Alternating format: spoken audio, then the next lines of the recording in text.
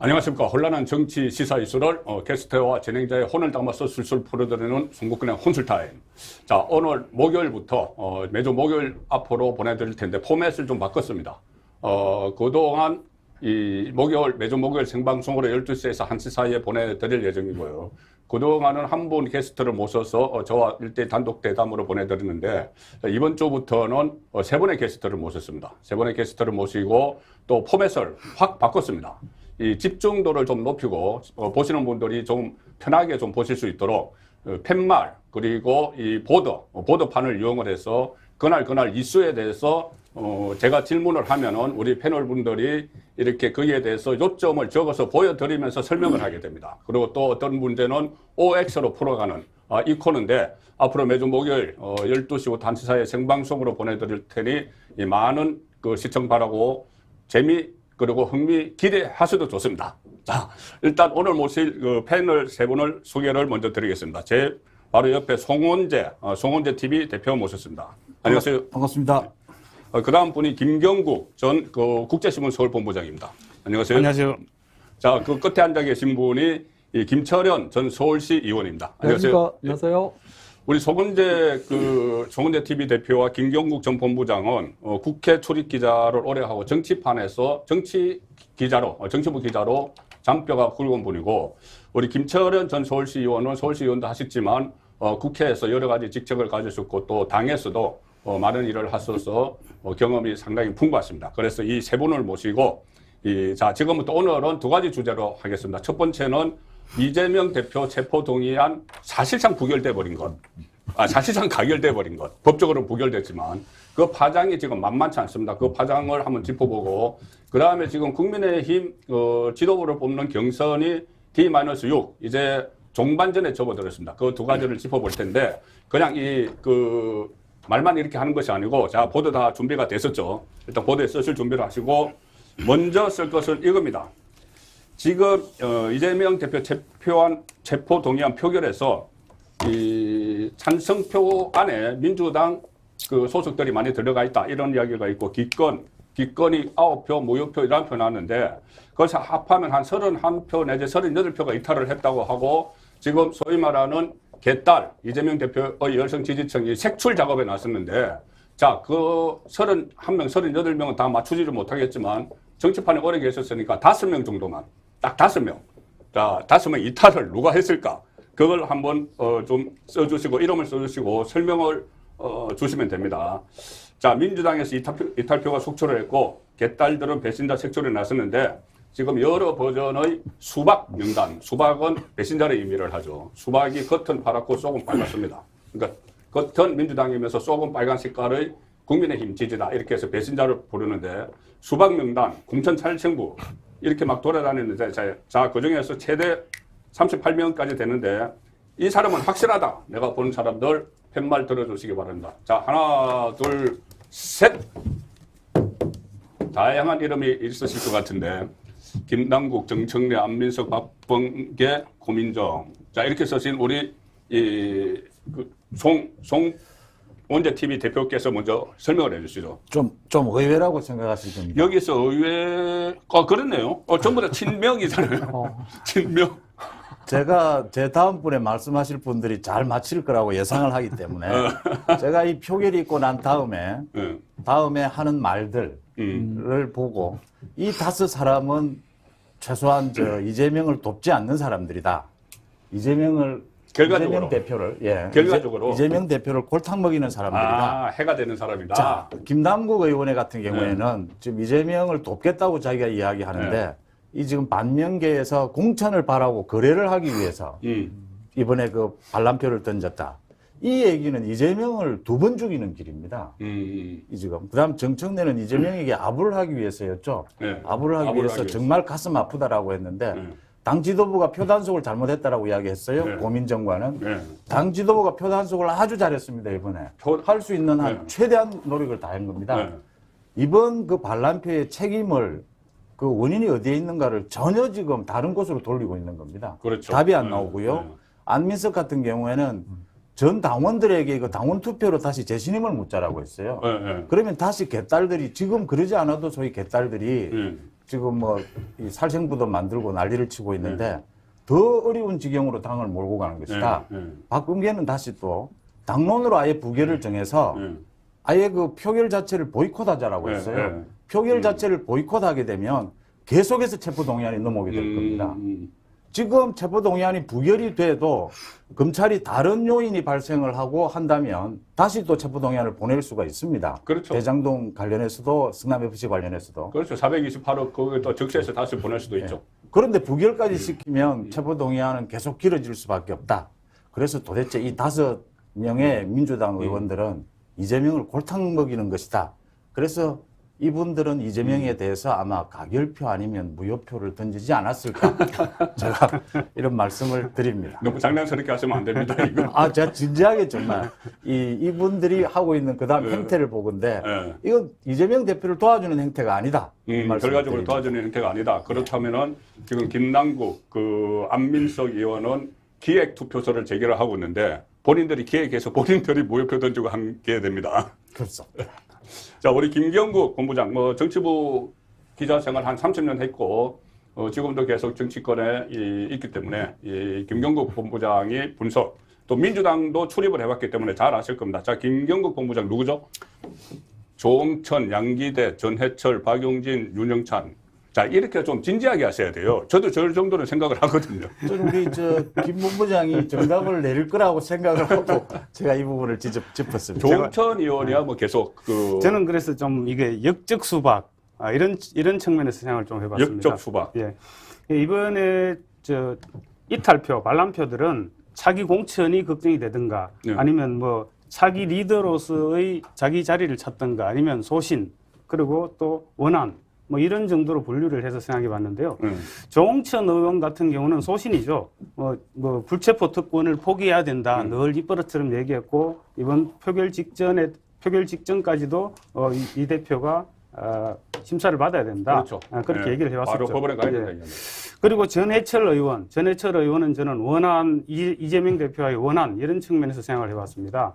지난 2018년이죠. 2018년 지방선거에서 전해철 의원과 이재명 대표 그때 경기지사 후보 경선에서 그렇죠. 세게 타이트하게 붙었죠. 그때 전해철 의원은 친명계 핵심이고 친문계 핵심이죠.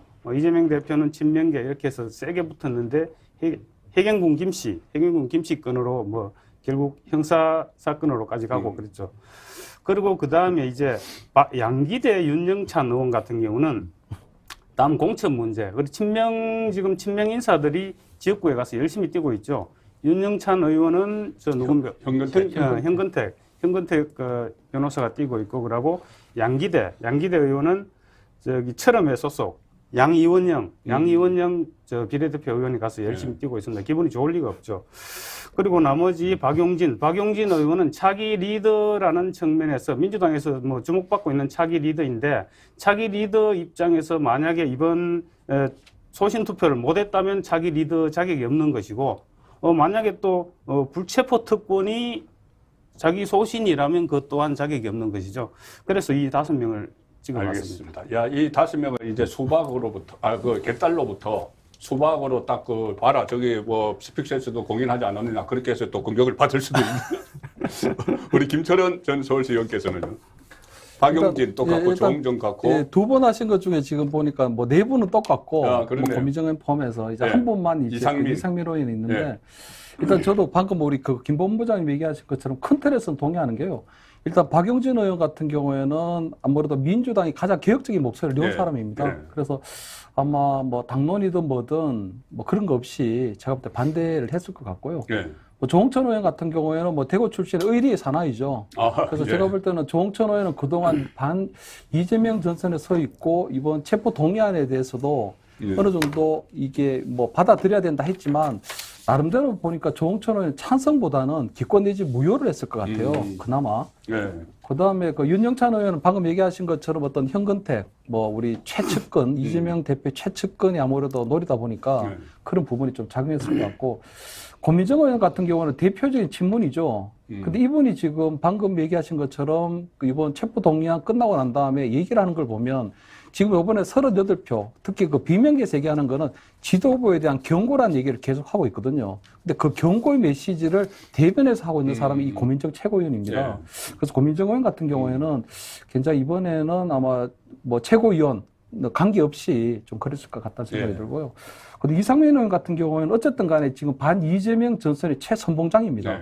그리고 뭐 이번에 끝나고 난 다음에도 앞으로 뭐 100석이 넘을 수도 있다 반발표가 했기 때문에 이상민 의원 같은 경우에는 뭐 적극적으로 뭐 이게 뭐 부결하진 않았을 거다, 뭐 찬성하지 않았을 거다 이런 생각합니다. 단지 이번에 하나 좀 재밌는 걸 하나 좀 곁들여서 말씀을 드리면 지금 우리 그 개딸에서 공천 살생부를 지금 이렇게 막 만들어서 돌리고 있는데 그 보면은 민주당 내에 있는 대표적인 경상도 출신인데 다 포함되어 있습니다. 아, 그런가요? 거기 보면 뭐 전해철, 전해숙, 부산에 있는 전재수, 최인호, 박주호 할 것 없이 모든 경상도 의원들이 다 포함되어 있습니다. 이게 참 재밌는 현상이라고 볼 수 있거든요. 그래서 아무래도 뭐 좀 그 전체 분위기상 그런 분위기. 그래서 과거에 이제 바로 앞에 보면 우리가 문재인 정부 때는 문재인 대통령이 아무래도 부산 경남 그러니까 출신이다 보니까 됐는데 이번에는 아마 친문계에 대한 대대적인 우리 정치적 숙청이 좀 이루어질 수도 있지 않나 그런 게 좀.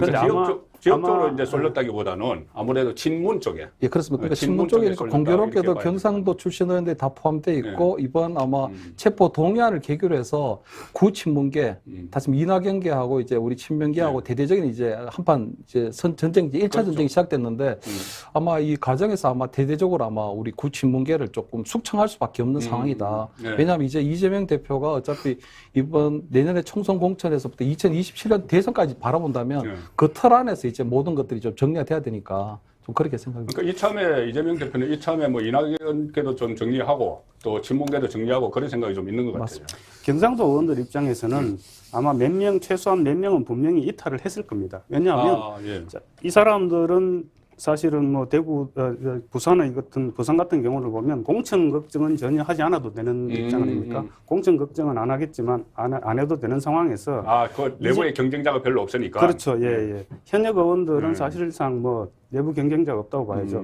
그런데 차기 내년 총선을 생각해 볼 때 이재명 대표가 리더가 되어 있는 민주당 공천을 받아서 내년 영남에서 총선을 뛴다. 이 굉장히 피곤한 일이거든요. 그래서 아마 상당수가 상당수가 아마 이탈을 했을 거라고 그렇게 봅니다. 알겠습니다. 지금 조금 전에 이상민 의원 말씀하셨는데 이상민 의원이 오늘 어떤 이야기를 했냐면은 본인이 이 비명계 의원에게 전화를 받았는데 최소한 그 무효표는 만들어줘야 되지 않느냐는 말을 들었다고 해요. 그러니까 무효표 11표가 만들어진 거예요. 그냥 정말 실수해서 한 게 아니고 실수할 리가 없죠. 지금 체포동의안만 5번째 표결을 하는데 21대 국회에서 그리고 기표사안에 주의사항하고 다 했는데 실수를 한 게 아니고 그것을 의도적으로 소심하게 찬성을 한 거예요. 그렇게 봐야 되는데 자 그러면은 이 이탈표가 기획이 됐다는 이야기를 지금 박성준 대변인, 김남국, 안민석 계속 하고 있는데 자 OX입니다. 이번에는 팻말 비명계 이탈표는 기획됐다 O 아니다 X 하나 둘 셋 기획됐답니까? 좀 기획되지 않았다. 자 그러면은 기획됐다는 우리 지금 기획됐다는 서울시 의원 할 때 투표해본 경험이 있는 김철은 의원께서 한번 좀 말씀하시죠. 방금 본부장께서 얘기하신 것처럼 이번에 애매모호한 표가 2표가 있었습니다. 그렇죠. 뭐냐 이거 하나 시간 반 정도 시간 걸렸는데 보면 그 의원들이 무자나 부자를 쓸 줄 몰라서 그렇게 흘리는 게 아니거든요. 이번 국회 들어서 한 5번째 이루어지기 때문에 사실 그것은 아까 방금 얘기하신 것처럼 이상민 의원이 뭐 비명계 의원으로부터 연락을 받았을 때 무효나 또는 반대로 좀 표해야 되지 않느냐 하는 그 연장선에서 보면 그 나름대로 그런 것도 좀 있었지 않나. 그래서 보면 사실은 그 비명계 의원들도 지금 내년 공천 앞두고 사실 이번에 정치 생명을 건 저는 도박이라고 생각을 하거든요. 그리고 이번에 공천 살생부 나와 있는 사람들 보면 지난 대선 때 이재명계하고 이낙연 후보가 맞붙었을 때 확실하게 구 이낙연계에 있는 사람들로 다 집중이 돼 있습니다. 그리고 또 지금 보면 당원 게시판에 이낙연 전 의원을 제명하자는 여론이 계속 네. 올라오고 있는 거거든요. 그래서 결국은 우리 친명계에서 볼 때는 구 이낙연계를 의심할 수밖에 없고 이런 것들이 우발적인 또는 우연하게 벌어진 사건을 가장한 굉장히 좀 조직적 그리고 계획적인 투표다. 그러면 이게 역할 분담도 됐다고 보세요. 그러니까 당신은 찬성표 던지고 당신은 조금 전에 이상민 의원이 전화 받았던 것처럼 무효표 만들고 당신은 기권하고 이것까지는 아니겠죠. 그렇게까지는 할 수 없지만 그래도 어쨌든 찬성 또는 무효 반대 정도에 대한 입장 표명을 하자고 했고 그 가운데 가장 적극적인 분들은 그냥 뭐 찬성 또는 무효 기권 이런 식으로 좀 이루어지지 않았나 좀 이렇게 생각합니다. 예. 계획이 안 됐다고 보시고 부산국제신문에서 정치부장도 하고 부산 쪽 그 사정을 잘 아는 김경국 전 본부장은 계획 안 됐다고 했는데 그 근거가 있습니까? 저는 적극적인 측면에서의 기획은 아닐 것이다. 적극적인 그러니까 조금 전에 이야기한 무슨 뭐 당신은 그렇죠. 역할을 고의한다든가 그런 정도까지는 아니고 비명계에서 지금 누적된 그 불만들이 이심전심으로 터져 나왔다 지금 이렇게 얘기하고 있지 않습니까? 그런데 이심전심으로는 31명에서 최대 38명까지 이탈하기는 좀 과한 것 같거든요. 그래서 이심전심을 넘어서 최소한 전화 정도는 받았지 않겠느냐. 그런데 전화를 통해서 뭐 당신은 뭐 부표를 찍어라 이런 정도이기보다도 근데 너무한 거 아니냐. 이재명으로 우리가 과연 리스크 때문에 공멸할 수도 있으니까. 우리가 이재명 대표로 다음 총선을 치를 수 있겠느냐. 이게 좀 너무 심하지 않나. 이런 식으로 의견을 주고받았을 가능성은 있다고 봅니다. 알겠습니다. 송은재 대표께서는 다음에 또 발언 기회 드리고 그냥 넘어가겠습니다. 알겠습니다. 준비한 게 너무 많은데. 자, 그러면. 제가 할 말을 다른 분들이 다 해주셔가지고. 지금 체포동의안, 1호 체포동의안은 어쨌든 이렇게 이재명 대표 입장에서는 살아남았습니다. 자, 근데 지금 시작이죠. 조금 전에 잠깐 이야기가 나왔지만은 428억 이것을 다시 적시를 해서 대장동 성남FC 관련해서 영장을 다시 청구를 할 수도 있고. 자, 그런데 자, 구속영장 2호도 청구될까? 그리고 청구가 된다면 어떤 혐의로 국회로 체포동의안을 넘길까? 그러니까 뭐 대장동을 다시 한다든지 아니면 백현동 한다든지 또는 뭐 대북 송금, 뭐 변호사비 되나 여러 가지 있는데 그 어떤 걸로 할지 그걸 만약에 구속영장 2호가 청구가 될지 먼저 이 보도판에 써주시기 바랍니다. 그래서 이재명 대표는 어차피 내일부터 또 선거법 재판도 시작이 됩니다. 그래서 검찰에 또 추가 소환이 될 거고, 2차 구속영장 청구도 예상이 되는데, 지금 428억을 넣어서 대장동 관련해서 새로운 영장을 청구를 할 것인지, 아니면 이 다른 사건, 백현동, 대북송금, 변호사비 대납, 이걸로 할 것인지, 자, 명쾌한 답변을 기다리면서 준비되셨으면 들겠습니다. 하나, 둘, 셋. 자, 앞서 말씀을 못하신 우리 송은재.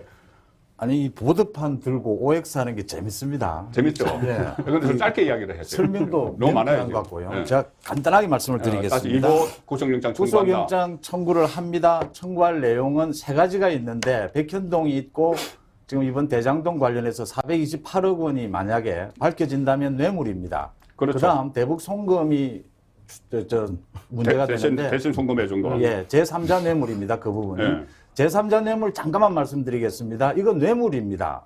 그러니까 이재명이 계속 나는 1원도 안 받았다라고 하는 것인데 성남FC 관련해서 제3자 뇌물을 뇌물로 처리하는 것, 처벌하는 것은 그 부정 청탁을 근절하기 위해서입니다. 그렇죠. 보호하고자 하는 법익이 대북 송금 이 부분이 저는 가능성이 매우 제일 높을 것이다. 단 이걸 구속영장을 청구하기 전에 이재명 대표를 검찰에 소환해야 할 겁니다. 그렇죠. 그 기회를 줘야 할 겁니다. 저는 그렇게 된다 봅니다. 그래서 2호 청구하는데 제3자 뇌물죄일 것이다. 특히 대북 송금 또 성남FC도 제3자 뇌물죄였죠. 예. 자, 우리 김경국 전 본부장 보겠습니다. 뭘로 지금 소환되나요?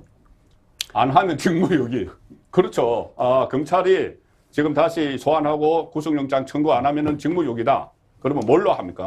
근데 지금 사실은 방금 송은재 국장께서도 말씀하셨지만은 뭐 백현동 특혜 의혹, 그리고 상방울 대납 의혹, 그리고 정자동 호텔 개발 특혜 뭐 여러 가지 지금 수도 없이 순서 줄을 서 있습니다. 줄을 서 있는데 지금 이 가운데 지금 제가 볼 때는 백현동 특혜 의혹이 비교적 복잡하지 않은 것 같습니다. 그리고 브로커도 저 오랜 측근이죠. 김인섭 씨 오랜 측근 브로커도 지금 명확하고 성남 선대본부장이었죠. 그렇죠. 그래서 아마 이 부분에 대해서 다른 부분도 아직 시간이 조금 필요할 것 같거든요. 그래서 이 부분을 우선 할 가능성이 높아 보이는데 문제는 다음 체포 동의안은 국회에서 지금 넘어오면 국회에서 가결될 가능성이 높다고 보거든요. 그런 상황에서 검찰이 만약에 국회 체포 동의안을 국회에서 처리했는데 법원에서 영장을 기각한다. 이건 난리 날 일이죠. 그렇죠. 그렇기 때문에 검찰 입장에서는 보다 완벽을 기하기 위해서 다른 사건들하고 다른 혐의들하고 뭉뚱그려서 한꺼번에 묶어서 그렇게 청구할 가능성도 있지 않나 이렇게 생각합니다. 예. 지금 두 사람은 다 이제 청구를 할 것이라고 했는데, 자 김철현 의원께서도 구속영장 다시 청구한다. 보겠습니다. 뭐 이건 뭐 당연한 수순이라고 보고요. 안 하면 정무욕이고 예. 428억 약정. 예. 후송국장 얘기하신 것처럼 큰 틀에서는 저 세 가지가 그대로 가는데 조금 덧붙여서 얘기를 드리면 428억 부분은 약정된 부분을 이번에는 추가를 첫 번째 1차 체포 동의안에 담지를 못했습니다. 그렇죠. 그러니까 사실은 김만배 입을 열 수가 없어요 지금. 김만배, 김용, 정진상 모두 입을 열 수가 없습니다. 그래서 아마 428억 약정된 부분은 과거에 곽상도 이번에 50억 클럽에서 마찬가지로 이제 경제 공동체라는 박근혜 전 대통령에 적용했던 그 혐의를 아마 좀 추가해서 428억 약정을 뇌물죄로 해서 좀 추가할 가능성이 높고 이거는 이때까지는 제3자 뇌물죄 때는 배임죄 형태로 해서 다른 사람에게 대한 부분인데 이 428억 약정은 이재명 대표에 대한 직접적인 뇌물죄가 되기 때문에 좀 의미가 있다 보고요. 두 번째 뭐 백현동이나 유리신도시, 정자동 호텔 개발비 이런 것들은 그대로 뭐 배임죄, 뭐 부패방지법이 충돌방지법이 그대로 해당하니까 더 덧붙이진 않고요. 그 대북 송금 800만 불은 굉장히 중요합니다. 왜냐하면 이 대북 송금에 이제 800만 불이 갔는데 이 대북 송금이 중요한 이유는 그 돈이 가서 어떻게 됐냐는 부분이 중요하거든요. 그렇죠. 북한에 갔다. 근데 그것이 뭐 배고픔에 허덕이고 있는 북한 주민들을 위한 쌀을 사거나 또는 의료품을 구입하는 데 들어간 비용이 아닐 수도 있거든요. 언제든지 그 대북 송금에 대한 비용은 이때까지 이루어진 6차 핵실험에 있는 부분에 있어서 군사적인 전용 가능성을 항상 염두에 둬야 합니다. 그렇죠. 왜냐하면 왜냐하면 지금 북한에서 계속적으로 핵실험을 하고 있지만 각종 우리 뭐 제재로 인해 가지고 더 이상 뭐 비행기를 띄운다거나 핵실험을 할 수 있는 여건이 지금 계속적으로 그 기회가 줄어들고 있는 상황이거든요. 그런데 만약에 대북 송금이 800만 불이 갔다면 그런 부분들이 얼마든지 군사적 전용 가능성이 있기 때문에 이게 굉장히 크다고 생각합니다. 상당히 중요한 문제죠. 그리고 마지막 하나 덧붙이고 싶은 건 아마 제가 볼 때는 이제 2차, 3차, 4차 이렇게 살라미로 계속 체포 동의안을 낼 수는 없습니다. 저는 이번에 아마 검찰에서 낸다면 저번 1차 체포 동의안 때도 대장동이라는 가장 큰 비리 사건에 대해서 했던 것처럼 이번 2차 체포 동의안에 사실 검찰에서 명을 걸어야 됩니다. 그렇죠. 여기서 걸어서 이번에 뭐 어떻게든지 뭐 이재명 대표에 대한 피의자니까 그 사실에 대해서 확실하게 해서 체포 동의안이 성사되도록 해야지.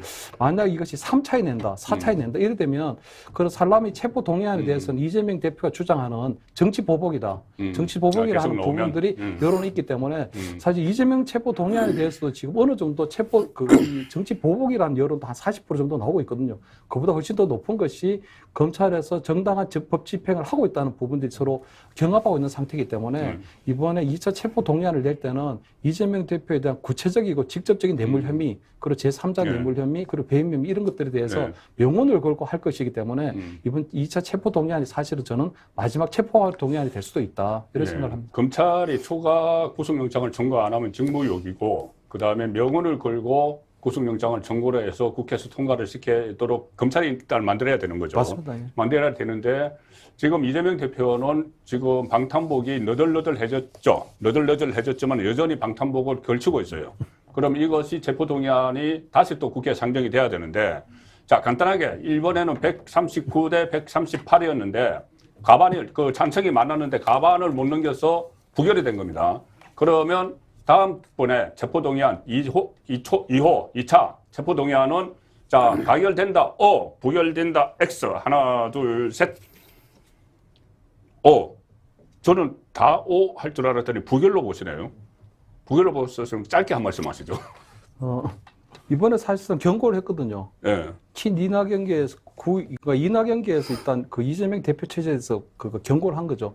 왜냐하면 이재명 대표가 이번에 착각을 한 게 있습니다. 왜냐하면 이번에 당론으로도 이 체포 동의안을 부결시킬 줄 알았거든요. 근데 그걸 자율투표로 바꾼 건 호남 민심도 나쁘지 않고 본인도 이 대표 체제가 완전하게 굳건하다고 생각을 한 거예요. 그 대착각을 했기 때문에 했는데 사실 이번에 경고를 받고 난 다음에 본인이 고민할 겁니다. 왜냐하면 내년 총선까지 가야 되고 대선까지 가야 되는데 옥중 공천을 할 수는 없거든요. 본인이 감옥에 가고 난 다음에도 계속 대표직을 유지하면서 갈 수는 없어요.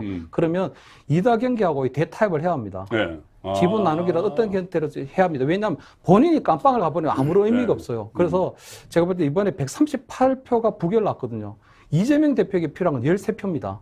13표만 각계격파로 끌어올 수만 있으면 본인이 구속되지 않을 수가 있거든요. 그래서 제가 볼 때는 앞으로 지금 이재명 대표가 처음 이제 중앙정치를 시작하는데 이제 정치력에 달렸다. 이재명 대표가 앞으로 각계격파로 신이낙연계의 의원들을 개별적으로 만나면서 13명을 확보하면 제가 볼 때 151이 되기 때문에 2차 체포 동의안이 들어오더라도 충분히 부결시킬 수 있다. 그럼 이낙연계를 설득을 하려면 그 전에 본인이 대표직을 내려놓는다는 아니요, 그렇지 않죠. 액션도 안 하고. 그렇습니다. 그러니까 그때부터 이제 본인이 이제 장고를 하겠죠. 지금부터 대표직을 내려놓지 않고 이낙연계를 설득할 수 있는 방법이 무엇일까? 이런 것들 이제 본인이 이제 고민하겠죠. 그거는 조금 이따 또 말씀 좀 드릴게요. 그러니까 이번에 가결된다고 보시는 그럼 송원재 대표께서는 그런 게 좀 반론을 한번 하셔야 될 것 같은데. 제가 그러지 않아도 일찍부터 좀 하려고 김 의원님하고 생각이 조금 다른 게 많이 다를 것 같아요. 먼저 이 흐름을 좀 보면 이번에 부결이 나온 이 과정에서 의원들이 굉장히 때로는 장난스럽게 또는 항의하는 표시로 이 부라는 표시를 하게 됩니다. 왜 이런 흐름이 되었느냐 하면 서른 의원이 의원총회에서 이번만 부결시켜주자 그러면 이재명 대표가 뭔가 정치적 액션을 할 것이다라고 사인을 줬어요. 근데 이재명 대표가 그 다음날 기자회견을 하면서 그런 거는 전혀 없다라는 태도로 기자회견을 합니다. 여기에서 반명계가 굉장히 흥분을 한 거죠.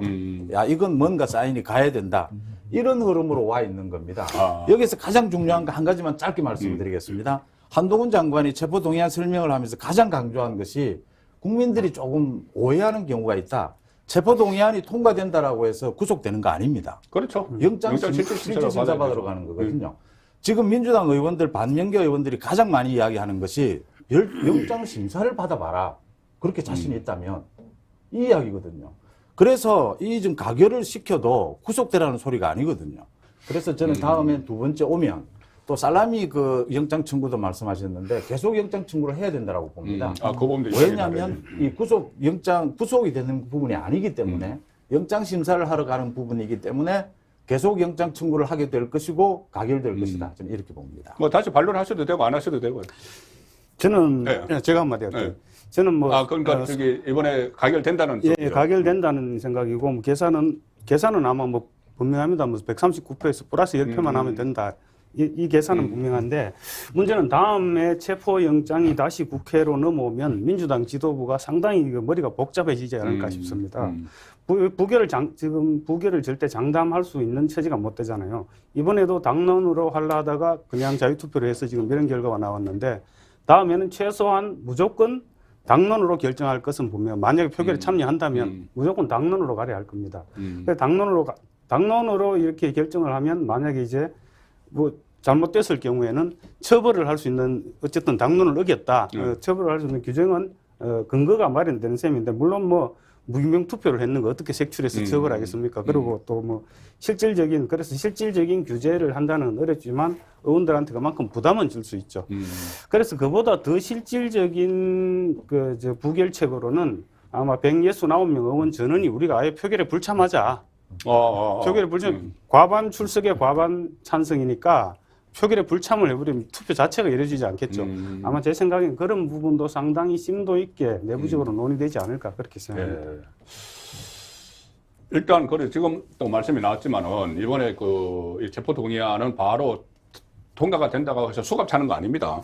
일단 법원의 영장 실질 심사를 받을 수 있는 그 통로가 되는데 그러면 지금 그 2차 소환이든 3차 소환이든 2차 영장 청구든 3차 영장 청구든 결국은 이재명은 구속이 될 것이다. 구속 안 될 것이다. X. 자, 하나, 둘, 셋. 또 한 분이 또 X 구속 안 된다 쪽으로. 뭐 방금 얘기한 거에 좀 연장선에서 얘기하면 구속은 안 들고 됩니다. 말씀하세요. 들고. 예, 구속은 안 됩니다. 왜냐하면 아까 말씀드린 것처럼 지금 비명계 또는 뭐 이낙연계 의원들을 설득을 하면 만약 13표만 가져오면 151이 되니까 체포동의안에 승부를 걸게 되고요. 그러다 부결되니까 상관이 없고 만약에 설득이 안 된다. 도저히 안 된다. 그럼 제가 볼 때는 비명계가 원하는 대표적 사퇴를 심각하게 고려할 수가 있습니다. 그럼 비명계가 원하는 대표적 사퇴하게 되면 체포 동의안에 들어오면 가결이 될까요? 부결이 될까요? 사퇴를 하면 사퇴하면 당연히 부결되는 거죠. 그러니까 사퇴를 제가 볼 때는 설득이 친이낙연계를 포섭해서 각계격파로 하게 되면 113표를 확보하게 되면 151표가 되니까 구속될 일이 없고 결국은 법원까지 안 간다는 말씀이죠. 그렇습니다. 가지 않습니다. 그래서 제가 볼 때는 뭐 법원까지 가면은 구속되겠죠. 법원까지 갈 일이 없지 않겠습니까? 1년 365일 뭐 내년 총선 지나고도 뭐 계속적으로 방통국회가 되는데 그럴 일이 없죠. 그래서 아마 이낙연계 각계기표에서 13표를 확보하게 되면 체포동의안이 부결될 거에 자신감 갖고 그대로 하게 될 거고요. 만약에 도저히 안 된다 싶으면 대표적 사퇴도 심각하게 고려할 거기 때문에 그래 되면 대표적 사퇴도 고려할 수 있다. 그러면 구속까지 가는 그런 일은 있을 수가 없다. 뭐 이런 생각을 합니다. 알겠습니다. 지금 이 다음 질문에도 김철현 전 의원께서는 X 아니라고 혼자 다른 입장을 내실 게 분명할 것 같은데 다음 질문이 이겁니다. 그러면 이재명 대표는 지금 조금 전에 사퇴 이야기도 나왔는데 임기가 내년 8월까지죠. 내년 8월까지인데 임기 끝까지 갈까? 아니면은 중도 사퇴할까? 한다면 언제 될까? 어떤 방식으로 할까? 자, 보도판에 써주시기 바랍니다. 지금 민주당에서는 친명계에서는 안민석 의원이 그런 이야기를 했죠. 지금 전 당원 투표제로 이 이재명 대표의 사퇴 문제를 결정을 해야 된다. 그런데 이 전 당원 투표제는 이 지금까지 가령 예를 들어서 민주당의 입장을 바꿀 때 계속 써왔어요.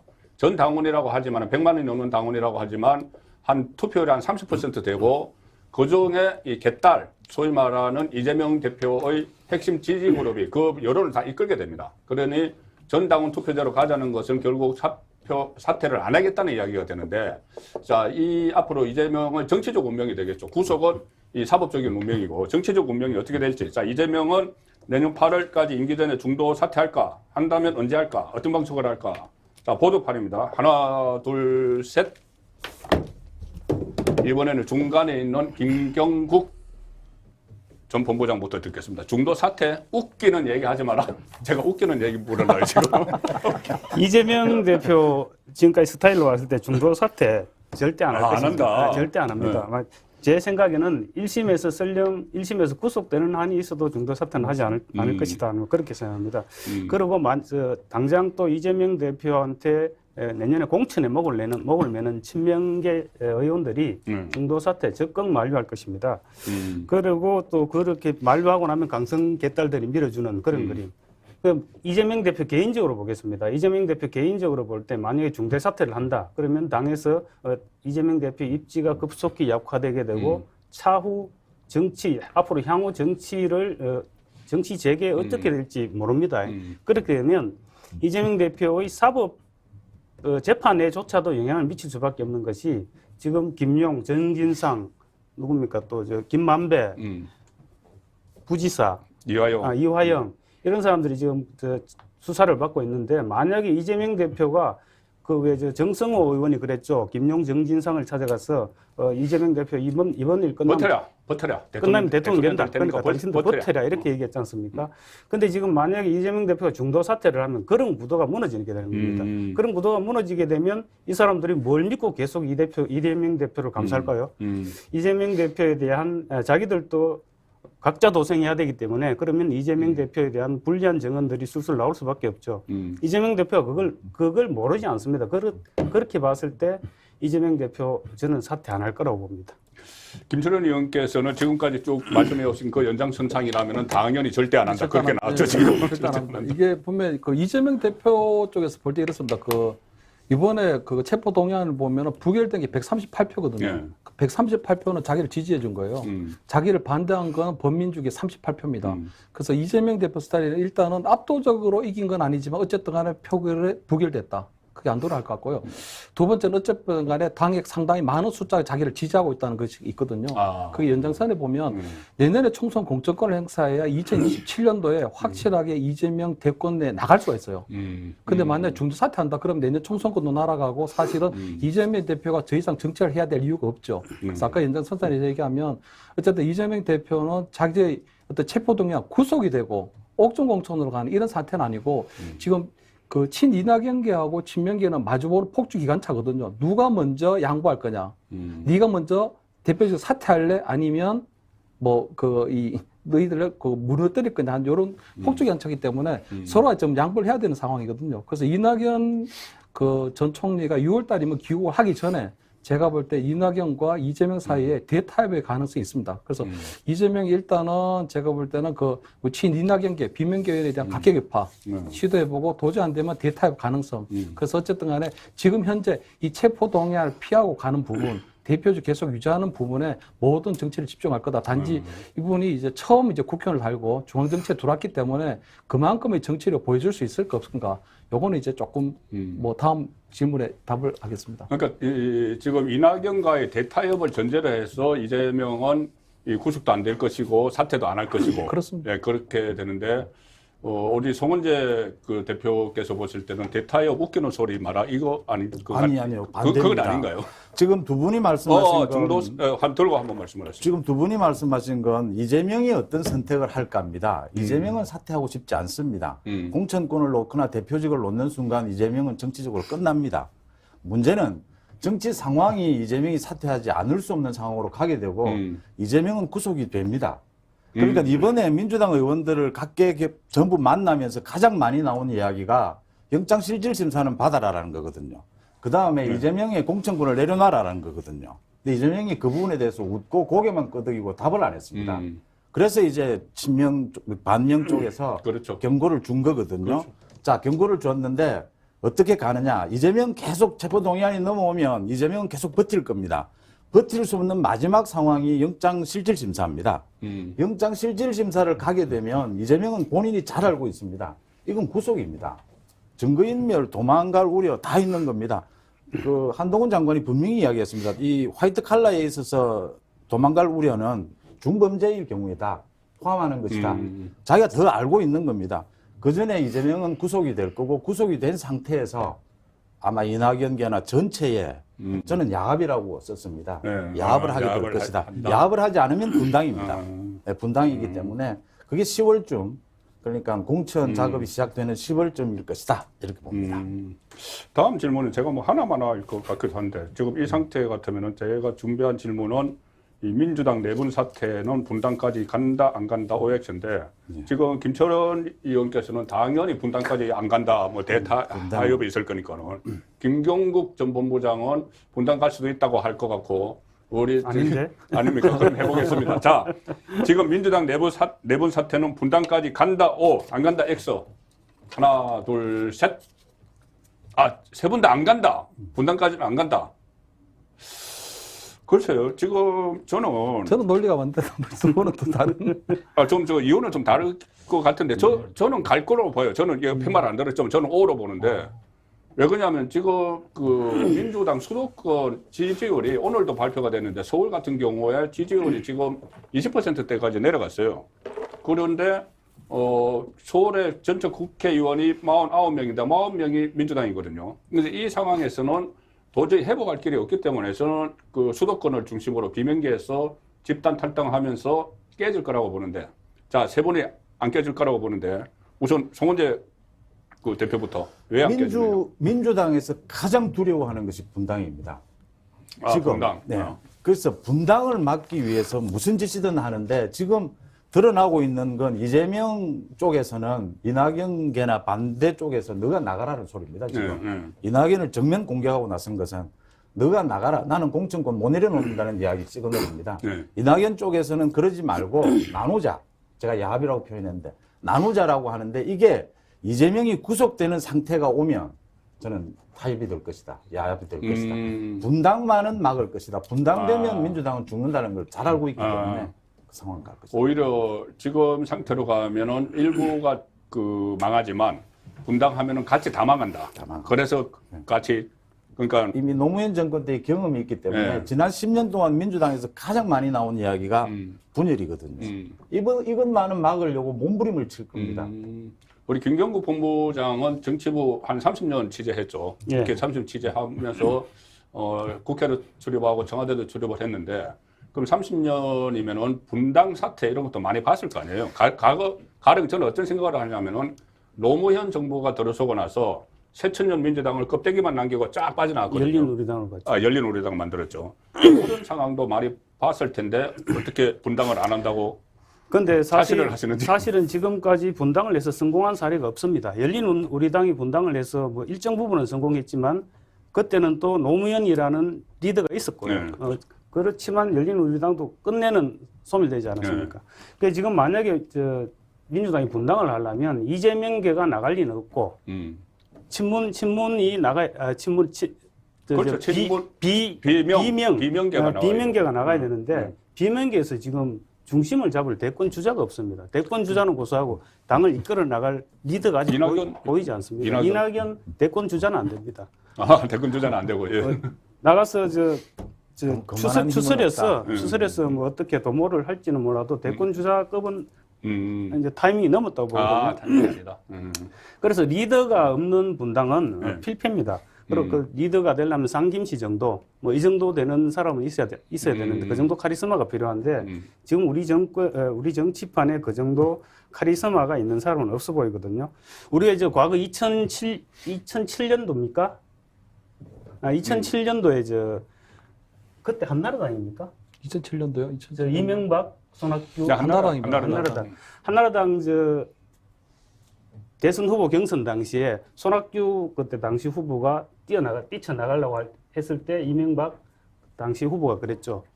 경선 후보가 나가면 시베리아다. 그렇죠. 밖에 나가면 시베리아다.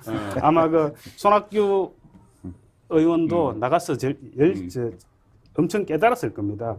분당해서 나가면 아무것도 못 가져나가지 않습니까? 빈손으로 나가야 되는데 내년 총선을 앞두고 그대로 아무것도 빈털터리로 다시 시작한다? 그럴듯한 리더도 없는데 저는 분당은 안 될 것이라 그래서 분당은 안 될 것이라 보고 안에서 이제 이재명 대표가 설령 물론 나는 한이 있더라도 그러면 그 다음에 우리가 비대위를 어떻게 구성해서 우리 세력을 도모하자 이런 식으로 서로 나가라 이런 싸움을 하지 않을까 저는 그렇게 생각합니다.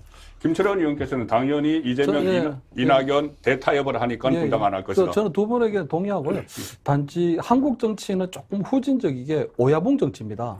그래서 사실은 이재명에 맞서는 새로운 오야봉이 있어야 되는데 그 오야봉이 지금 이낙연이 될 수 있느냐, 이낙연 전청도 할 수 있느냐 하는 그게 있고요. 두 번째 수도권 여론이라고 하지만 결국은 민주당의 지지 기반 호남이거든요. 호남의 여론이 어떻게 움직이냐는 건데 호남의 여론이 뭐 친명계, 비명계가 싸워서 분당을 한다? 거기에 대해서 저는 호의적이라고 생각하지 않아요. 그분들이 굉장히 좀 전략적인 투표할 가능성이 높고, 그리고 호남의 여론을 누가 잡느냐? 근데 거기에 저는 볼 때 뭐 호남에 지금 따로 여론조사 보진 않았지만 그 국민의힘이 힘을 얻으려고 하면 대구에 서문시장을 갑니다. 그렇죠. 이재명도 제가 볼 때 민생 행보를 하고 있는데 이재명 대표도 광주에 상징적인 곳을 가서 이제 호남 여론을 다독일 가능성이 높고요. 특히 좀 재미있는 게 이낙연 총리 외에 박지원 전 국정원장, 박지원 의원을 이번에 입당을 시켰습니다. 민주당에. 그리고 정동영 전 의원도 들어오고 하면서 나름대로 지금 호남 여론을 다독이는 작업을 시작을 했거든요. 이재명 대표가. 그렇다면 사실은 굉장히 장기 포석을 두고 있다. 그래서 이거는 도저히 비명계가 탈당할 수 없도록 하는 그런 상황이고, 만약 그런 탈당 사태가 된다면 제가 볼 때는 내년 총선을 앞두고 너무 억울하게 만약 공천 학살을 당했다. 그런 명분이 만들어지면 이분들이 나가서 무소속이든 조그만 꼬마 정당을 만들 수 있지만 분당을 하기 어렵다는 거고요. 단지 역시 현실 직접 출마하신 분이 다른 것 같네요. 단지 이제 옛날의 사례를 보면 1997년도에 보수 정권이 진보 정권으로 넘긴 게 그때 이해창 우리 후보가 있었거든요. 그때 한나라당으로 나왔는데 그때 이해창 후보 대표하고 난 다음에 98년도에 다시 한나라당이 당 총재가 됩니다. 아들의 병역 비리, 개인적인 비리 때문에 결국은 대선에 지게 됐는데 또 98년도에 잡거든요. 그때 그 이해창 후보를 돕기도 했지만 반대했던 게 그 민정계 김윤환이라는 분이 있었어요. 허주. 근데 허주가 있었는데 그분을 겉으로는 구민정기 앉다가 2000년 총선 때 16대 때 대대적으로 숙청을 해버립니다. 그렇죠. 그래서 그때 이제 민국당을 만들다 그 민국당이 성공을 했습했습니까? 민국당 성공하지 못했습니다. 그리고 난 다음에 3년 뒤에 그 김연아 전 의원이 돌아가시게 되거든요. 그 저는 아마 과거의 역사에서 우리가 배우는 것처럼 이재명 대표가 현명하다면 그때 역사를 돌이켜 보면 아, 지금 본인이 정치를 어떻게 해야 되느냐. 그때 이회창 총리도 초선이었거든요. 초선에 국회의원으로 해서 대권에 출마하고 그다음에 제 개인의 비리 때문에 떨어졌다가 2002년도에 다시 도전하게 되는데 이재명 대표가 거기에서 반민교사를 삼는다면 이번에 이 사태를 어떻게 해결할 건가에 대한 정치적 교훈을 얻을 수가 있겠죠. 어쨌든 분당은 없다. 끝까지 몰고 갈 것이다. 그런. 예, 지금 우리가 하는 게 상당히 좀 재미있으신 것 같아요. 롱맨님이 슈퍼챗을 보내주셨다는데 새로운 컨셉도 응원해요. 여러분의 말을 들어봐야죠. 여러 분야의 말을 잘 들어보시겠다고 응원해 주셨습니다. 자, 이 민주당 이재명 사태는 여기까지 정리를 하고 아마 다음 주에 할 때는 좀 더 진전이 되어 있을 것 같기도 합니다. 왜 그러냐면은 이것이 지금 말씀드린 대로 2차 소환, 또 구속영장 청구 아니면은 체포 동의안 상정 이런 것이 또 있을 거니까 다음 주에는 좀 더 진전된 내용이 있을 것 같습니다. 자, 국민의힘 전당대 지금 D-6일 대표의 4명 그리고 최고위원 8명 천년 대표 4명 나는데 일단 지도부 라인업을 한번 짜보시죠. 지금이 3월 9일이다. 3월 9일 날 조간신문에 자, 새 당 대표에는 누구? 대표 최고위원 4명 누구? 청년목 최고위원 1명 누구? 자, 이 지도부가 이것은 기록에 남습니다. 나중에 3월 9일 날 되면은 어느 분이 정말 이 성적표 그대로 나오죠. 이 성적표가 나오기 때문에 어느 분이 정말 정치 평론에 정통한지 다음 주에 제가 확인을 반드시 하겠습니다. 그래서 일단 대표에는 다 아시다시피 김기현, 그다음에 안철수, 황교안, 천하람 이렇게 4명이고 최고위원 8명은 제가 이름을 다 외우지 못합니다. 자, 그래서 어쨌든 지금 라인업을 쓰셨으니까 하나, 둘, 셋 하면 들어주시고 왜 그렇게 이렇게 짰는지도 한번 설명을 주시기 바랍니다. 자, 하나, 둘, 셋. 먼저 이름부터 보겠습니다. 자, 김기현, 조수진, 민영삼, 김재원, 김병민. 그 밑에는 누구죠? 장해찬. 김기현 다 똑같으시고 민영상, 김재원, 조수진, 태용호가 새로 들어갔습니다. 또는 김병민, 장해찬, 김기현, 민영상, 김병민, 김재원, 조수진 대체로 비슷한데 우리 김경국 본부장만 약간 틀린데 먼저 한번 설명을 해봐 주시죠. 대표는 김기현이 확실합니까? 들고 말씀하시죠. 말씀하실 때 들고 하시면 됩니다. 대표는 지금 모든 여론조사 결과가 당원들을 대상으로 한 모든 여론조사 결과가 김기현을 가리키고 있습니다. 그리고 2등은 아마 근데 김기현 후보가 1차에서 과반을 넘기기는 아직 약간 부족한 것 같고요. 그러면 누가 2등은 누가? 2등도 안철수?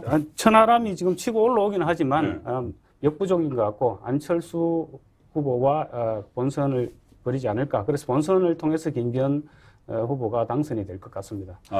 그리고 청년목선 장해찬, 그리고 태용호 의원이 당내에 태용호 의원이 당내의 영향력은 당내 우군들은 어떤지 모르겠지만 태용호 의원도 지금 일단은 친윤석열로 분류는 되거든요. 분류는 되면서 지금 각종 여론조사 결과를 보면 태용호 의원이 꽤 괜찮게 나오는 경우가 많이 있습니다. 어떨 때는 김병민 전 비대위원보다 더 높게 나오기도 하고요. 그리고 태용호 의원 같은 경우는 지금 조금 많이 오른쪽으로 가가 있는 것 같기도 하지만은 당에도 저런 사람이 분명히 필요한 측면도 있거든요. 그래서 저는 태용호 의원도 다크호스다 이렇게 생각합니다. 제주 4.3 같은 언급으로 약간 4.3 같은 언급은 좀 있었지만 좀 심하긴 했지만. 아무래도 좀 보수 쪽을 지향을 하고 있으니까 가능성이 있다는 것이고 우리 김철현 의원님 들어보시죠. 예. 민영삼, 김병민, 김재원, 조수진, 장해찬. 우리 송 국장님하고 똑같습니다. 그러네. 다 비슷합니다. 그러면 다 똑같으니까는 우리 김철현 의원님하고 송원재 대표님은 최고위원 순위를 적어주시죠. 저는 요 순위입니다. 고수님 먼저 설명을 하시죠. 제가 먼저 하겠습니다. 네. 조수진이 1등, 예. 민영삼 지금, 2등, 김재현 예. 3등. 전부 다 친윤이네요. 지금 당 대표 선거보다 최고위원 선거에 더 관심이 높아요. 예. 당 대표 선거는 뻔하다. 저는 1차 투표에 과반 넘긴다고 봅니다. 넘길 수밖에 없는 나중에 게 확인됩니다. 4명 다 지금 선거운동을 저는 전당대회 이렇게 못하는 사람들 처음 봤어요. 제일 재미도 없고 저도 처음 봤어요. 저도 처음 구도 싸움에서 끝나버렸어요. 이 선거는. 이걸 흔들 수 있는 사람도 없고 흔들리지도 않고요. 자, 그다음 최고위원으로 갑니다. 이 국민의힘 책임 당원들이 얼마만큼 정치를 잘 읽고 뭐라고 해야 됩니까? 영리하냐면요. 지금 이 최고위원들을 친윤 후보들을 다 당선시키기 위해서 지역별로 나누는 작업까지를 해요. 각자. 그래서 김병민과 허은하죠. 허은하가 지금 약간 다투고 김용태가 다투는 이런 모양새인데 저는 이번에 마지막에 결집을 할 것이다. 그래서 김병민까지가 되고 장해찬은 뭐 훨씬 앞섭니다. 훨씬 앞서는데 지금 한마디만 덧붙이면 2등 누가 할 거냐라는 말씀을 하셨는데 안철수가 2등을 하긴 할 겁니다. 대표. 그렇지만 제가 보기에는 김기현도 뭐 잘한 건 없지만 안철수, 천하람, 이 황교안 세 분의 후보가 이번에 보여준 전당대회 결과는 거의 정치를 그만두는 게 나을 정도로 뭐 때문에 나왔는지를 이해를 못해요. 책임 당원들이 그런 이야기를 한다. 맞습니다. 그 부분을 지적합니다. 네. 자, 천하무정님도 슈퍼챗을 보내주셨네요. 응원을 해주셔서 감사합니다. 지금 그러면은 우리 김철원 의원님께서는 순위 적었습니까? 1위 자, 달려 나왔습니다. 1위 김재원, 예. 2위가 조수진, 3등 김병민, 4등 민영삼. 완전히 다릅니다. 지금 서로 엇갈리는데. 자, 1위 왜 김재원인가? 일단 이번에 친윤 후보들은 대표하고 딱 찍게 돼 있거든요. 그래서 네. 사실은 남자 5분 중에 3명을 뽑고요. 여성 3명 중에서 무조건 1명을 뽑게 돼 있습니다. 그렇죠. 여성부터 먼저 얘기하면 허은하나 아니면 김용태 후보 같은 경우에는 천하람 후보만큼만 나옵니다. 딱 천하람 후보만큼만. 그래서 지금 천하람 후보가 우리 국민의힘 지지층을 상대로 여론조사 보면 한 15% 정도 나오거든요. 딱 그겁니다. 그러니까 허은하고 김용태 15% 정도 나오면 사실은 한 85% 정도를 나눠 가지게 되는 거잖아요. 그러면 태영호 의원 같은 경우에는 후보 같은 경우 이번에 제주 4.3반을 굉장히 극단적인 평가를 받았습니다. 사실은 너무 광성이니까. 그러다 보면은 빼면 이제 이렇게 이제 이 숫자가 나오잖아요. 근데 보면 김재원 의원 같은 경우는 TK나 우리 PK 특히 영남권에 조금 전략적 선택을 하고 있습니다, 지금. 김재원 의원은 원래 뭐 김재원이 대구하고 그다음 김병민 의원 같은 경우는 아무튼 MZ 세대 좀 젊은 층 수도권. 그다음 조수진 의원 같은 경우는 전반적인 우리 보수 예전사의 평가를 받고 있기 때문에 받고 나머지 민영삼 후보 같은 경우에는 아무래도 100만 보수 유튜버 특히 이번에 유튜버들 중에서 본선에 진출한 사람은 민영삼 이 후보 한 명뿐이거든요. 그리고 또 호남 출신이고 그래서 여러 가지 것들이 친윤 쪽에서 볼 때는 김기현 후보가 되는 것만 중요한 게 아니라 친윤계의 최고위원회를 구성한 지도부를 구성하는 게 가장 중요하거든요. 그래서 그렇게 된다. 특히 그런 바탕 속에는 김기현 후보가 이번에 당대표가 되는 데는 딱 하나입니다. 그것은 이번에 민심을 반영하지 않았거든요. 민심 30%가 없어요. 당원 그렇죠. 100%를 하는데 당원들 같은 경우에는 집권 초반에 했습니다. 집권당의 당원들은 사실 대통령을 조금 밀어주자는 쪽이거든요. 그리고 당과 우리 대통령실이 어떤 수평적 관계라기보다는 사실 대통령을 중심으로 해서 당이 이 대통령을 조금 국정 서포트해주는 그런 걸 얘기하거든요. 그래서 최근에 얼마 전에 뭐 이상민 행안부 장관에 대한 탄핵 그리고 뭐 윤석열 대통령에 대한 탄핵 암시도 나왔었고요. 그다음에 대통령을 향해서 깡패다, 대통령을 향해서 오랑캐다 하는 이런 발언을 보면서 아마 제가 볼 때 국민의힘 당원들이 대통령을 좀 밀어주고 지켜주자 하는 그런 상황이 되면 제가 볼 때 김기현 후보 쪽으로 많이 쏠릴 가능성이 높고 김기현 후보 쪽에서는 당연히 앞으로 함께 일할 수 있는 최고위원 후보를 좀 전략적으로 선택하고 그런 과정들을 지금 거치고 있을 것이다. 좀 그런 생각을 하죠. 이재명 대표가 김기현 후보 선거운동을 해줬네요. 그렇습니다. 결과적으로. 거기다 이제 황교안 후보 같은 경우에도 결국은 김기현 후보에 대한 어설픈 그 부동산 투기 의혹. 지금 보면 본인이 만약 김기현 후보가 결선에 가게 된다면 김기현 후보를 지지하겠다고 했거든요. 그렇죠. 그럼 어제까지는 사퇴를 했다고 하다가 오늘은 그럼 결선 가면 지지한다? 그럼 스스로 이제 자기 부정이나 자기 모순에 빠지기 때문에 황교안 후보는 이번 전당대 끝나고 다시 부정선거의 세계로 돌아가서 계속적으로 부정선거를 주장하시는 게 좀 낫지 않겠나 하는 그런 생각입니다. 아마 근데 최고위원 투표에서는 1인 2표, 1인 2표 이 부분이 변수가 될 수도 있을 겁니다. 그렇죠. 그리고 지금 천하람 진영에서는 허은하하고 김용태 두 사람을 전략적으로 지금 한 표씩 이렇게 갈라서 하자 이렇게 하는데 그 부분이 뭐 어느 정도 작용할 건지 몰라도 방금 우리 김 의원 말씀하셨다시피 천하람 그 정도 지지를 얻는데 그칠 것이다. 다음 질문이 그건데 미리 말씀하시면 제가 지금 진행하는데 약간 혼선이 오기 시작을 했습니다. 다음 질문은 뭐냐면은 보도판에 쓰시는 건데 이준석계 천하용인이라고 자칭하죠. 천하람, 허은하, 그 김용태, 이기인, 천하용인 최종 성적표는 어떻게 예상을 하시는지, 뭐 찻잔속 태풍인지, 찻잔속의 돌풍인지, 아니면 찻잔속의 미풍인지, 찻잔을 벗어난 태풍이 될 건지. 자, 천하람, 허은하, 김용태, 이기인 최종 성적표 예상입니다. 뭐 점수로 하셔도 좋고, 누가 당선된다 안 된다 하셔도 좋고. 자, 저걸 써서 설명을 부탁을 드리겠습니다. 자, 하나, 둘, 셋 한번 들어주시고, 하나, 둘, 셋. 성적표. 낙선, 밑바닥 드러내. 전멸, 천하람 3위, 허은하, 김용태 5, 6위, 기인이죠. 네, 이기인 2위. 구체적으로 적어주신, 우리, 김철현 의원님부터. 일단 천하람 후보는 이제 뭐 굉장히 선전하고 있지만요. 결국 그 이준석의 한계를 못 넘어가게 될 겁니다. 네. 그 이준석 아바타라는 그 한계에서 벗어나지 못하고 사실은 지금 마지막 지금 안철수에 대한 공격을 계속하고 있거든요. 사실은 그거 보면은 이준석 전 대표가 사실은 윤석열 대통령 정권을 탄생시키는 데 중요한 공신인데도 불구하고 사실 이제 퇴출되다시피 됐기 때문에 사실 이준석의 한풀이 정도를 하고 있다. 그래서 지금은 좀 뒤늦게나마 천하람 후보가 자기의 목소리 또는 자기의 색깔을 내는 게 중요하다. 그리고 천하람 후보가 지금 안철수 후보하고 지금 박스권에서 서로 시소 게임을 하고 있거든요. 왜냐하면 안철수 후보가 내려오면 천하람 후보 올라가고 천하람 후보가 내려가면 안철수 올라갑니다. 그래서 박스권에 묶여있기 때문에 결국 마지막에 천하람 후보가 한 3위 정도 그칠 것 같다. 헌하고 김영태 의원이 후보가 어쨌든 5, 6위 되는 건 일단은 마지막은 8위는 태영호입니다. 태영호 후보가 제주 4.3 발언이 너무 강력해요. 그 다음에 보면 3명의 여성 후보 중에 정미경 후보가 오갈 데가 없습니다, 지금. 표를 구할 데가 없어요. 끼었어요. 예, 끼었습니다. 그래서 허은하 후보 같은 경우에는 우리 천하람 후보가 한 세트니까 되고 조선주 후보 같은 경우는 친윤계 색채에다가 보수 여전사가 있는데 그 보수 여전사의 색채 조금 있는 것 같지만 친윤계 지지를 받지 못하거든요. 그래서 정미경 후보하고 이제 태영호 후보가 거의 꼴찌권에 있고 결국은 이제 우리 허은하 후보, 김영태 후보는 한 5, 6위 정도 된다. 그리고 이기인 후보 같은 경우에는 사실은 청년 최고위원이 지금 후보가 4명이거든요. 근데 장해찬하고 이기인 외에 나머지 2분이 누군지 아세요, 혹시? 잘 모릅니다.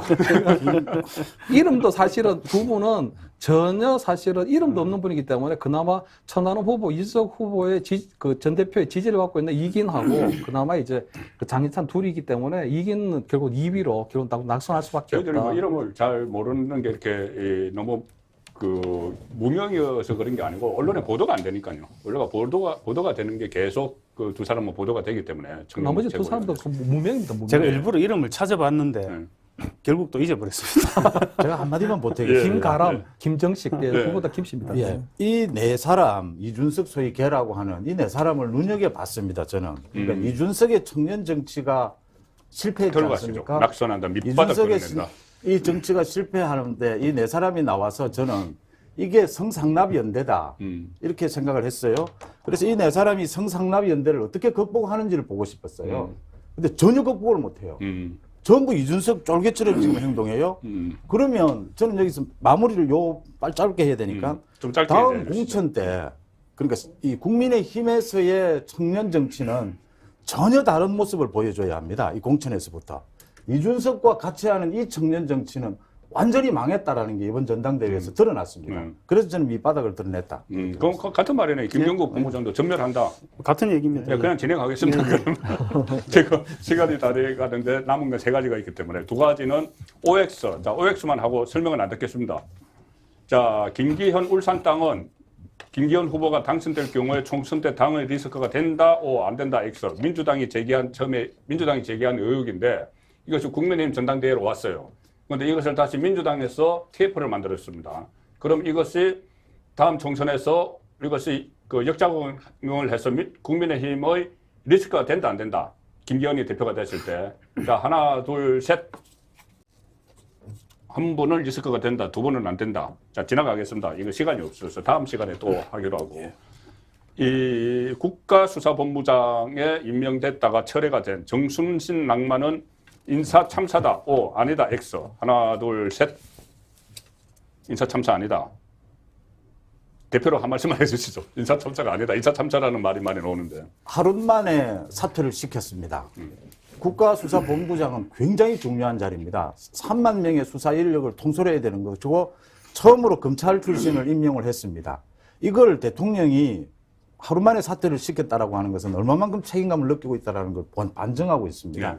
또 시스템의 문제에 있어서 공개해야 된다라고 한동훈 장관이 먼저 이야기를 한 부분입니다. 그 부분을 인정을 하고 지금 그 시스템을 네. 바꾸겠다라고 했기 때문에 이 부분은 참사로 볼 수는 없다. 상당한 문제였지만 수습을 굉장히 잘했다 이렇게 평가를 합니다. 자, 마지막 그 보도판입니다. 이번 한 주 가장 눈에 띄었던 베스트 정치인은 누구고 가장 이 꼴보기 싫었던 월스트 정치인은 각각 누군지 이름만 써주시고 그 이유는 다음 주에 하면서 같이 설명을 듣도록 하겠습니다. 자, 일단 이름은 상당히 궁금합니다. 누가 베스트, 누가 월스트인지. 자, 하나, 둘, 셋. 본인이 스스로 읽어주시죠. 자, 우리 저기 송은재 그 네. 대표부터. 아직 정치인은 아니지만 곧 정치에 입문할 걸로 보이는 한동훈 장관 베스트입니다. 네. 이재명 월스트입니다. 당연히. 자, 김경국 전 본부장. 저는 베스트는 이번에 찾아보지 못했습니다. 굳이 베스트가 있다면 이번에 부결표를 던진 민주당 의원들, 그리고 월스트는 지금 개딸들, 민주당 개딸들 수박 리스트, 뭐 낙선자 명단 이런 걸 만들어서 뿌리면서 그 의원들한테 국회의원들한테 자백을 강요하고 이거 우리나라 민주주의를 후퇴시키는 짓거리들입니다. 그래서 저는 이 개딸 정치인보다 개딸 자체를 월스트로 생각합니다. 김철현 의원님은 뭐 말할 필요도 없네요. 저는 뭐 월스트 오브 월스트, 예, 월스트보다 월스트 오브 월스트인데요. 베스트 이정미 정의당. 예, 이정미. 왜냐하면 이재명 그 대표 같은 경우는 사실 이번 한 주가 체포 동의안 주간이었거든요. 사실 그래서 어쩔 수 없이 뭐 이재명 대표 헌정사의 5점이죠. 이렇게까지 뭐 검찰 출석 많이 하고 뭐 체포 동의안 부결된 게 없었으니까. 단지 이재명 의원 같은 경우 좀 높이 평가하고 싶은 게 이번에 굉장히 소신을 지켰습니다. 이번에도 체포 동의안에 부결시켜야 된다 내부 그런 반발이 있었거든요. 그런데도 불구하고 국회의원은 불체포 특권을 내려놓아야 되고 그리고 영장 실질 검사를 받으면 된다. 그래서 그걸 단호하게 밀고 나갔고 그 연장선에서 지금 정치 개혁을 주장하고 있거든요. 그래서 저 어떻게 보면 정의당 진보 정당의 어떤 그런 계속 일관된 모습을 잘 보여줬다. 그래서 네. 그 이정미 대표의 어떤 그런 노력들은 이번에 조금 칭찬받을 이유가 있다 이렇게 생각합니다. 알겠습니다. 자, 어떻게 보셨는지 모르겠습니다. 이 포맷을 확 바꿔본 종국근의 혼술타임. 뭐 즐거우셨는지 모르겠고, 저도 우리 패널들과 같이 더 연구를 해서 다음 주에는 더 재미있고 또 확실한 인상을 남길 수 있는 그런 준비를 해서 찾아뵙도록 하겠습니다. 이 종국근의 혼술타임 매주 목요일 낮 12시부터 1시까지 생방송으로 진행이 됩니다. 감사합니다.